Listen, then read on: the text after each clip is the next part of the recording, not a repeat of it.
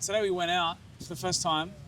We've been in the studio for so long, Yeah. and we were like, just throw the script away, throw the structure away, and what do we set out to achieve today? Yeah. I think we wanted to do something different. We wanted to do something different with the scene. We grew quite bored of the, white wall and all of that. Yeah. Nothing against it, but we've done a whole year of content in there. Can you believe that? Bro, we've got 40 videos on that wall. That's amazing. Anyway, we decided to try something different. And I think it's refining our art. At least from my end, it's refining my art. The ability to speak to the environment. Like this, the things come up. How did you feel about it? Because most people don't know you yet. Yeah. So this is Jordan, our producer, director, cameraman. I'll tell you what I'm thinking right now. Yeah. I don't think I split the audio tracks on this. Should we keep going? I'm gonna just quickly check. All right. This is Jordan Donahue. Donahue, got it right? Donahue, Yeah, yeah. let's go. Let's go. He owns Qubits. That is the agency behind everything we do. All the video. The way I like to describe, he's my magician. He makes the videos look the way they look. So, how did you feel about today? I felt really good, Pedro. Yeah, speak to your art. Yeah, I liked being out in the world. You know, we do a lot of talking about the world, in the world, life, and I think that it was doing the content and the art itself justice by actually putting it in the world. And we had some beautiful moments that weren't scripted, weren't planned, of Yeah. real life interactions, and it's a little bit windy and the sun's getting intense at times, but I like it. There's a authenticity to it. Tell me what that means to you. When we had these spontaneous moments, they weren't planned. We didn't plan on going in, so much so that we missed a microphone, that we could have used a microphone. So, Yeah. what does that mean to you that we went out and this happened? And I think, we've been making videos for a long time. Like, I've been actually probably working with you, alongside you, for like probably over a year, helping you do things, come on, which is awesome. you're making my things actually. You're not helping me. You're making my things. So I think this conversation of purpose, being able to actually interact with people and simply ask a question, when they came to us, they're like, oh, they've got a camera, they're doing something. Yeah. As soon as we said, what's your purpose? I was like, man, this is real life interaction with Yeah. audience. This is why we do it. Yeah. It's tangible. Yeah, and like for me, specifically that part, we can move on and talk about what we learned. But specifically those parts when we talked about with the students, with the guy on the street, the big key word for me is validation. When I came over to Australia, I had done this in Brazil. I've recorded a few videos. I launched a book, and I had the plans to do the same. And everyone says in the market you have to validate your product. And what I had, up until today, actually, were stories. Stories of people who are helped before that none of the Australians know. Stories of some people in Australia like yourself that keep resonating and they go like, man, I like this. But I never had any proof because we hadn't launched anything. And then when we're walking out on the street, we see this group of students graduating. We stop. And that guy, damn it, I forgot his name. That guy said, you're the only real person here. Everybody, the only sane person. Everybody else is crazy. That's validation. And he looked me deep into my eyes, like he wasn't making that up. Same thing with the guy, like the John, 68 years old. She is literally quoting what we've been saying on videos. Now, greatest surprise to me, if someone who's nearly 70 is spitting out wisdom that is equivalent to what we've been saying, that's validation. I don't even need to sell anything to prove anything to anyone. Yeah. This is validation. It's in the mouth of the wise people. So I'm really happy with that. Yeah. What do you think's the difference between filming in a studio and filming out here? I think there's creative freedom. That's one for sure. Creative freedom. Big thing for me, again, the environment is forming the video. So funny story. Let's share this funny story. We had a script for the second video. The second video was scripted. The first one wasn't that much scripted, but the second one was. And we recorded the first point. The second and the third point were thrown out the window. Why was that? Because the environment spoke louder. There was this thing that happened and this other person that walked in and the environment spoke, and then we realized the message we're trying to convey with this script doesn't fit the art.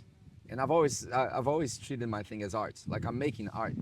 And the artist needs to be free to express what he's feeling. So yeah, that was really good. Yeah, and I think, one of the topics being blue zones, and we'll hear Pedro talk about that in future videos to come.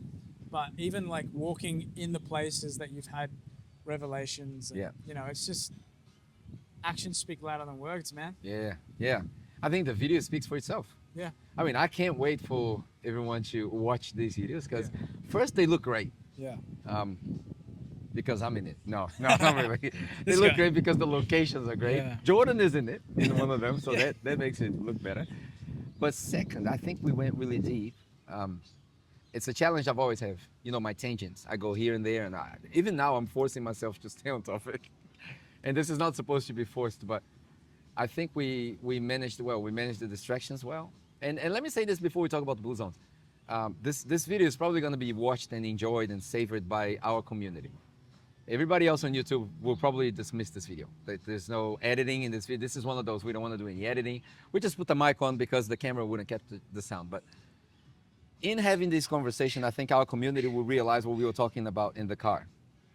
My goal, my hope, my expectation, my dream is that one day we'll get to a point where we have enough people in our community and we don't need many, maybe 100, 150. If we can get to 150 people who back what we do, who support what we do, who like our art, they see value in our videos and our content, and they go, man, that really changed my mind, that inspired me, and they want to back us up. We've made a membership that costs about $47, $50 or something a month here in Australia, which is not much. This costs $15. So they can pay that a month, not with the goal of consuming the content only. That's a consumerism mindset. We don't want them just to consume it. Yes, I want them to be transformed by it, but I want them to see the vision behind the vision. So the vision behind the vision is that student. Maybe we can show a clip of that. Yeah. Play him now. That student is why we're doing what we're doing. Yeah. If we can get to that guy, 19 years old, 20 years old, with a message that will resonate and will inspire that guy to pursue his purpose, so he doesn't regret when he's 60, like some of us are or were, that's mission accomplished. And if we can throw Jesus in the mix and talk about the gospel and bring people to God, that's what we want to do. So imagine the day where, this is the scenario we painted in the car. Imagine the day we have, enough money to keep us going. We don't need anything fancy. We don't need the fancy cars, the fancy studios. It's just us putting food on our table, right? Enough, maybe an average salary here in Australia, $1,100, $1,200 a week, something like that. Can pay the rent, pay for groceries, have a little bit of margin, we're done. Then this school in Sydney calls us and says, hey, our students are really lost, we'd love for you guys to come. And we say, when do you want us to come? They say, next week. We book our flights, we pay for our expenses, we pay for lunch. We don't expect anything in return other than the fact that we can expose the students to these information. We can help them transform their lives. And our community is traveling with us because they're supporting us. And then halfway through that, we stop somewhere in a coffee shop and I say, hey, guys, this is where we are today. And we are only here, like we are here now. We're only here because you guys make this happen. So Yeah. There's nothing more fulfilling than seeing someone awaken to the idea of, the question of what is my purpose? Yeah. Remember when you asked me that for the first time, I went into like this critical spiral of like, what is my purpose? And I think even just presenting that question to people, so much value in that. yeah. Yeah. And even now you live in your purpose. Because I always say there is beauty in finding your purpose. Yeah. But that's a finite trip. It's more beautiful to live your purpose every day, outlive it and then refine it. So you told me a while ago, what is your mission? What's your purpose? Help other people tell their stories. All right. Help So other people your tell stories. purpose is to help other people tell their stories, Yeah. which is what we're doing now. Totally. Like this idea only happened because you said, let's do that. Let's go deep. Yeah. Filming outside, conveying the message with the video only happened because you said it. And you're only 22, bro. Yeah, but living out my purpose. Yeah. And it's fulfilling me. I could almost do this for free. I could do this for free. Wow. It's recorded. No, he can't do it for free. That's why we need your subscriptions and your help because I just Jordan got needs to married. put food on the table. He just Yeah. got married. Yeah. His wife is beautiful. We don't want them to struggle. So, Yeah. okay. Yeah. So talk about Blue Zones. It's this is stripped back. This is raw. This is Okay. real. we got to walk in some of the blue zones that you've built for your life. Yeah. Give me a recap. All right, so Blue Zones is this concept found by Dan Buettner. He used to be an explorer. I didn't tell that on the video, but what he used to do, he used to go travel to Mexico to figure out why the Incas and the Mayans were the wisest people they were, how they built the pyramids. Like he used to be employed by National Geographic to solve dilemmas. Did you know that? No, you didn't know I that. do now. Yeah. So the guy's crazy. When he finished school, instead of going normal job, he decided to bike from Antarctica, I think, all the way down to South America or something, or vice versa. Yeah, bike. Bike. He holds 3 world records on distance bike. So that's the guy that we're talking about. I had no idea. That's awesome. And because he's wired that way, his purpose, he's wired that way, he's been doing it for 30 years until this point of the Blue Zones. The Blue Zone concept is like a 20-year-old thing. It's not new. It's new now because it came out on Netflix. So he was approached by National Geographic, I think, to figure out why these people were living longer than 100 years. So he went to Okinawa, which is one of my favorite places to talk about. I haven't been there yet, but I want to go. It's one of the places I want to go. Okinawa, Denmark, and Scotland. These 3 places are the places I want to go. Maybe Greece. My wife wants to go to Israel. I don't, but anyway, that's her thing. So he gets hired to go and research why these people are living long. And then he figures out along the research with his team that there are other places on earth that people are living long and healthy. Because there's no point in living 100 years old if you're going to be sick for 40. Like two of my 2 grandmothers, they spent like 15 years in bed, bedridden. That's bad. That's not life. That's not life. That's barely surviving. So you want to live the longest and the happiest and the healthiest you can. So Okinawa was the first place in Japan. And that's where the concept of Ikigai comes from as well, which is fascinating. The Japanese culture is fascinating. But he goes researching and he finds out these blue zones. By the way, blue zone is just a funny name because they had, these pins that were blue on the map. So there's no technical name. And he goes around and finds out that they do a few things in common. They eat alike, they exercise alike, they incorporate a lot of things in their own lives. They're intentional about their friends, they're intentional about their relationships. They keep the elderly in the house. Here in Australia, we send the elderly to hospices.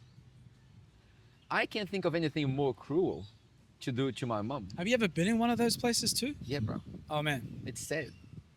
It's sad. no color. And they pimp it up. I mean, I'm not sure if this is a good word.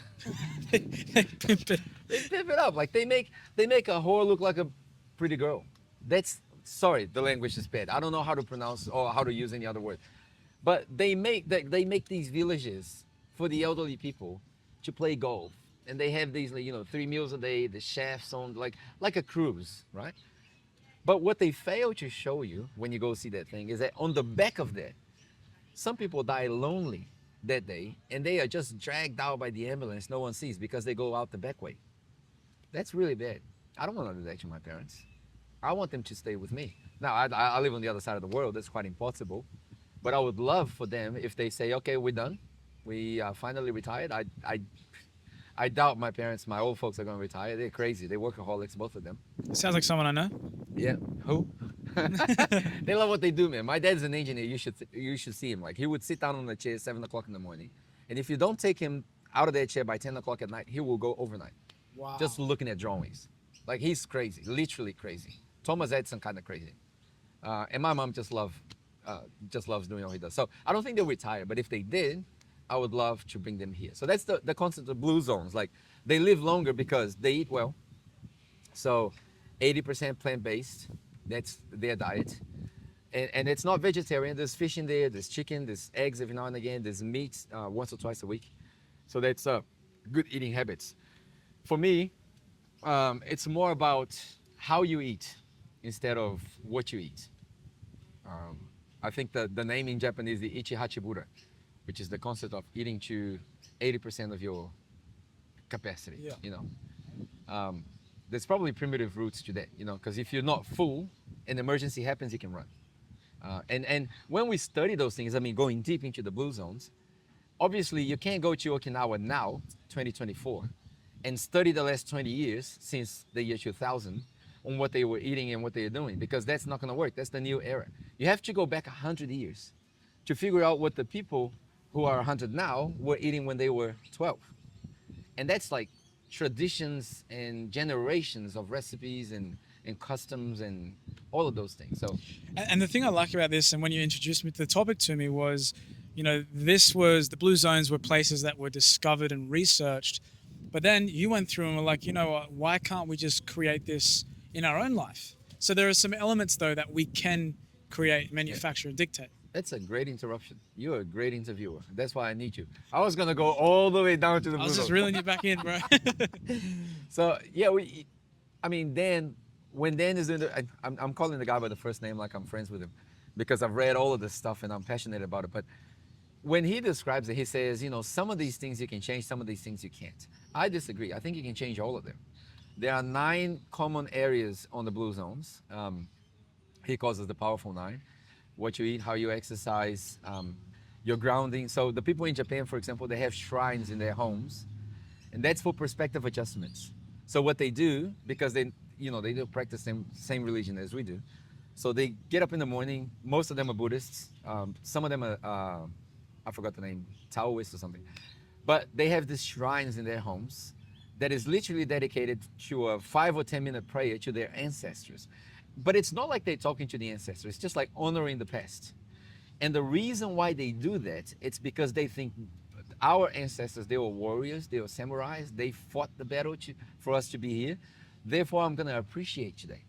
And that's what I always say. Gratitude is the door to a happy life. If you start the day with gratitude and you just inject yourself with gratitude, man, look at this. This is, where are we? I I don't even know where we are. don't know where we are. Palm Beach? Currumbin, something. Something. Man, if I just stare at this lake, whatever, for half an hour, I'm happy. And fresh air in our lungs. Bro, can we go biblical on this? Yeah. Look at that. Like that little bird right there. That's it. This is how I picture what Jesus would tell the disciples. Here you go, Matthew 6. Look at the birds in the air. They don't work. They don't strive. Yet God dresses them. But look at the bird just flying over the water, bro. It's just like God dresses them and God gives them everything they need. Yeah. And I'm not saying this to encourage people to do nothing. What I'm saying is, don't you think that you are more important than the bird? Because we're the pinnacle of creation, at least from a biblical standpoint. People may disagree, that's fine. But from a biblical standpoint, which is where I stand. So if I am more important than the bird on a scale of things, man, I have to believe that God's given me everything I need. So they do the shrine for grounding themselves. They realize that all of them in the blue zones, 95%, I think, or 92%. Yes, that's it. They found 700 and something. 8 of them had no religion. Everybody else was a part of a religion. How many? 700 something. So out of 700 something, 8 of them. 8 of them said, I don't have any religion affiliation. I mean, the Japanese, they're all religious anyway, but Yeah. they don't have any religious affiliation. All of the other ones in Sardinia, which is in Italy, I think, in Greece, the other island, in Costa Rica, in Japan, Okinawa, and this place in California where they're trying to build this from within, they all have a religion. Why? Because the religion factor helps people find purpose. It's really hard to find purpose if your life is only this. What's the definition for religion? Oh, Or what is? That's good. Yeah, the word religion comes from the Latin word religare, which means to reconnect. So people think that religion is an exercise that we practice to achieve this higher ground to talk to God, but it's the opposite.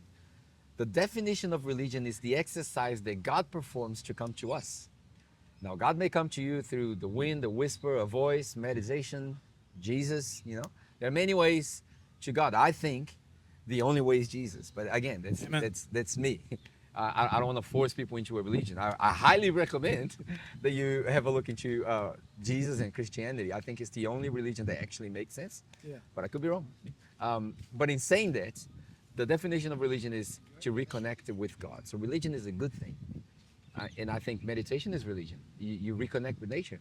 I think, sports has turned into a religion. Some people find God in sports, good or bad. But anyway, the 9 powerful things, your friends, the circle of friends, the people you hang out with. What was that number? The closest 5 people. Yeah, they say you become the average of the 5 people you hang out with. And obviously this is anecdotal.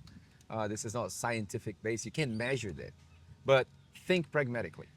If we're talking about this, look up your phone. You got your phone on you? Okay, let's do an exercise. I love that. Okay. Exercise on camera. Let's go. All right.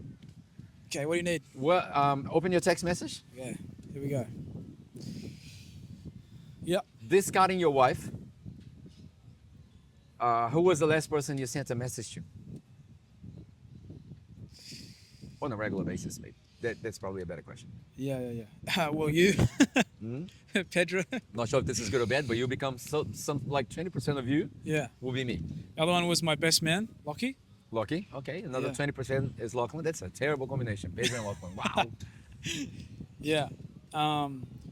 Friend Isaac, who was actually my groomsman. Okay. He's a good man. Oh, look at this thing. 3 guys. Yeah. We spent a lot of time together, but 2 out of 3 were in your wedding, which is one of the most significant events of your life. Crazy. Isn't it? Like you're cultivating the right friends Yeah. because they're celebrating your life. And they're still in my life, They're still in your life. thankfully. Yeah. Wow. So you will become an average of these guys. Now, how old are they? Oh, all my age except for you, who you're like just so I'm a year 20 older years than ahead me. of you. You're a year older than me. Yeah. So I'm 20 years ahead of you. Then Lachlan the same age. This guy's the same age. So let's assume you got 20, 20, 40. That's 60. Split by 3. That's 20. What you need to do, you need to find a friend who's 60. That will increase your average to 35. The average person you will become like will be a 35 wise man. Well, the next person on that list was my dad, who's just a little bit older than you. He's almost 50. Okay. So we're getting there. That's good. That's good. So you see, like your average will increase. No wonder you talk to the people in your circle who are your age and they find it strange. Why? Because you're ahead of your game. You're ahead of your game. And I think the second level to this is you find your circle of friends, 5 to 10, and you place them well. I'll give you a little bit of this 5 things. But then you help them do the same with the other 5. Because imagine if Lachlan, which is same age as you, had the maturity of a 40-year guy in a 20-year-old mind. You would be getting a second-hand wisdom from all these guys, plus you'd be getting the mature Lachlan to be your friend with the same energy of 20-year-old. So if you help the level of the tide of your friends come up, you'll be sweet. Like I have a love group that. of friends, just quickly, I have a group of friends, we call it Better at 70. They spread around the world. And we have made a promise to each other that we're going to keep in touch. It might not be daily or monthly. We're going to keep in touch. And by the time we hit 70 years old, we will be better than when we were 35, which is twice as much. We made that promise to each And other. those guys are doing some pretty cool things right now too. Hey. They are. One of them is leading all the pastors in the Baptist denomination in Brazil. The other one leads a large church in Brazil as well. Another one is in Portugal, in Europe. Who else? Pedro's by the beach. Yeah, I'm by the beach. I'm living the dream, bro. These guys are all jealous of me. I'm living the dream. So we talked about friends in the 9. What's after friends? Friends. Friends, family, close ones, who you married. I have a firm belief that marriage is not about matching. You know what we call it, matchmakers? Yeah. You gotta marry someone who's different. Bro, imagine if I had married another Pedro. I would get so sick of myself. Oh my gosh. Bro, I can't even look at myself in the mirror for 5 minutes. Like imagine imagine an argument between Pedro versus Pedro. You're not getting anywhere. I'm not getting anywhere. Your vocal cords are gonna just run Someone's dry. gonna give in, and that's the beauty of my wife. Like my wife is so wise that sometimes she'll go like, "Yeah, honey, I get it," and then she moves on graciously. When I say that, it's because I want to end the conversation. When she says that, it's because she wants to encourage me. It's different. She's way wiser. So, yeah. So, So wife and a husband, wife, you need to find your wife well. and wives find your husband well. Yeah, male and female. There's no in between. No, we don't do that. Yeah, we don't do that. Doesn't And work. I don't think anybody should do that because confusing. Little stick has to go in the hole. It doesn't work the other way around. There you go. Quick sex ed. Yeah, that's it. That's how it works. It's real. Yeah, family, friends, inner circle, outer circle, circle of influence. Who you're listening to? You know, the Bible says that your eyes is the window to your soul, but your ears is the same. We spend most of our days with our earplugs in, listening to stuff. What are you listening to? You know, Pedro, there's a real life example in my own life where I was listening to a lot of rap music, a lot of cussing, a lot of swearing, a lot of intense words. Come on, bro. When I cut that out, I wanted to cut it out because I was swearing all the Yeah. time. I wasn't even hurting myself when I was swearing, and I was like, I need to cut this out. So I cut what I was consuming, and then I found that over like 6 weeks of not listening to that, Yeah. I was like swearing way less. Yeah. Well, back to the blue zones. You are what you eat. Spiritually speaking, if you're consuming that through your music, man, that's what you're going to become, because you become what you eat. And interesting thing, we have a very hard time memorizing text. Like, you just told me this today, that you don't read as much as you would love to. But even the Bible, we have a hard time memorizing Bible. It's so easy for us to memorize songs. And then you listen to songs all the time, you memorize the swearing words. What's going to come out of your mouth? Swear words. Because the mouth speaks what the heart is full of. And we have filled our hearts and minds with all the, how do I say that without swearing? The trash. All that trash, you know? All right. So this is going to look really bad. Because the camera died. The camera died, but that's the intention, isn't it? We wanted, this is front camera on the phone. Everything wrong about this. You know, the sun is in our face. So we were talking about the blue zones. We wanted to go deep. We wanted to have a conversation. Do you feel like we have gone deep enough? I feel like there's enough application here. Yeah? I think some big standout points for me, you know, environment, people, you know, the question of who are the 5 people closest to you, who you're hanging Yeah. around. And that's going to pose you guys a lot of questions. All right, let's land this plane then. Give me one more thing that you would like to go deep, if you have any. If I have any. If you don't, that's fine. If you don't, I'm going to tell you about this guy riding the bike right there. Tell me about this guy riding the bike. You see that? That is something that you can incorporate in your day. Yeah. You know, my wife and I, we started doing this. So this is not theory, this is practice, okay? This guy is biking because it's possible. When they built Dan Buettner moved from writing the book and doing the documentary. Now he's living the dream because he's hired by cities to turn cities into a blue zone. Whoa. So he's done that in a few cities in America and all around the world. One of the first things he says is, let's rebuild the city thinking humans walking along the pathway, not cars driving on the highway. So the infrastructure of the city, there is a study in architecture. This is going deep, by the way. There's a study in architecture that says that urban development is always 20 years behind, always. So when they build any city, they are already 20 years behind. Because by the time they finish with the hospitals, schools, highways, and all of that, we have outgrown their capacity. So the projects never move fast enough. So what Dan Buettner is trying to do is to build cities or rebuild cities with the walking person in mind.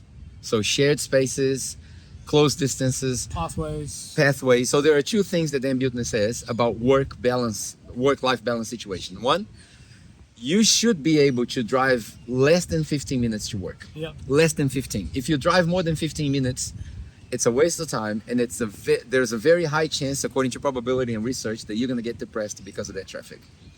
And second, you should find ways to just go to work either on a public transportation or riding a bike or walking. Man, I never put this video out. There's a video about this line city. Have you ever seen that in Dubai? They're trying to build this city that's linear.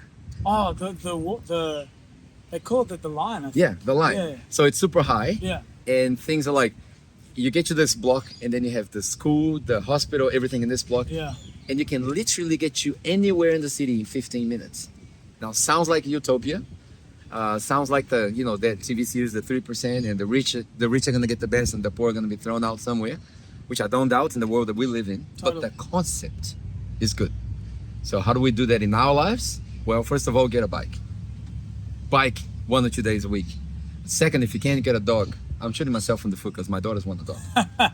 Chelsea, turn off the video. So get a dog. Why? Because if the dog gets walked every day, you get walked every day. So get a dog, get a bike, eat better, find better friends. It's about time some of you get rid of your friends. They're dragging you down. Are they really friends? Yeah, they're dragging you down. Oh, this is it. Let's close with this. You need friends who are going to bring you closer to Jesus, not because they're trying to kill you. Closer to Jesus, not closer to the devil. Some of your friends are getting you closer to the devil because all they show you and everything they want to do with you just leads you away from God. So you need friends who are going to get you closer to Jesus. Yeah, I feel like you're only heading in two directions. You can only head in one direction at a time. Yeah. Like you're either getting pushed closer to something or pushed closer to something else. Yeah. If that makes sense. It's pretty vague. Bro, no, it's not vague. Yeah, you're Spiritually either going to speaking, Jesus or you're either going to hell. spiritually speaking, life is 2D. Yeah. There's only two directions, heaven or hell, up or down. Man, If up or down is actually a thing, but if that's the thing. We finished strong on that. Damn. yeah, two directions, 2D. It's not 3D, it's not 4D, it's not many dimensions, it's 2D. Perspective. That's it, perspective. Now, how are you going to fit this thing into that thing? We'll make It's it a work. you problem. That's a me problem. I love doing this. We out. Later.